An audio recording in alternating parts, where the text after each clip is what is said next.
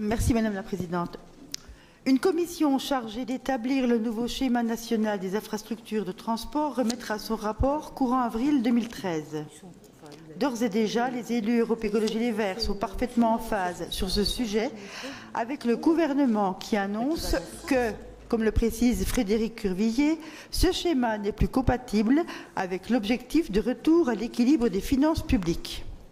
L'investissement à hauteur de 245 milliards d'euros sur 25 ans, décidé par l'ancien gouvernement, n'est, déclare-t-il, pas soutenable financièrement par l'État, ses établissements publics et les collectivités locales.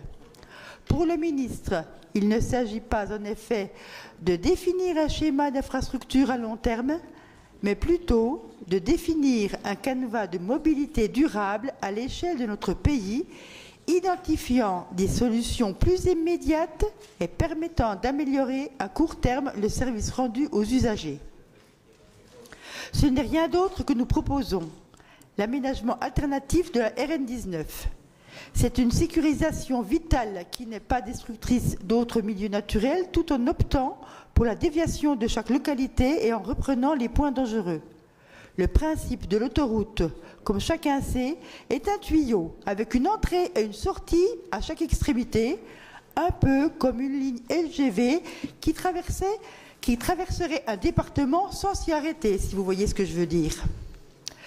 Le coût nettement inférieur de ce projet d'aménagement alternatif le rendant désormais réalisable, la RN19, ainsi revue et corrigée, sera un outil de circulation sûr et efficace, tant pour les poids lourds en transit que pour les locaux. Un tien vaut mieux que deux tu l'auras. Ce n'est pas en nous prononçant contre l'autoroute Langres-Vesoul que nous améliorerons la circulation de cet axe. Voilà 20 ans que nous en parlons. Nous en avons encore moins les moyens aujourd'hui qu'hier. Certes, l'autoroute est en concession. Ce peut être un financement privé qui récupérera ses fonds avec les péages, alors que la route est à l'État et aux collectivités de trouver l'argent.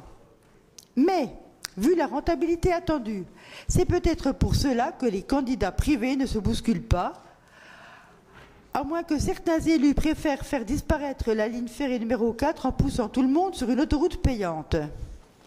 Soyons sérieux, l'autoroute n'est pas la solution et c'est bien en rénovant et en sécurisant la RN19 que nous participons à une mobilité durable à l'échelle de notre pays. En accord avec l'agenda 21 que nous venons de voter et les schémas régionaux à venir, notre groupe se prononcera contre cette motion. Bon,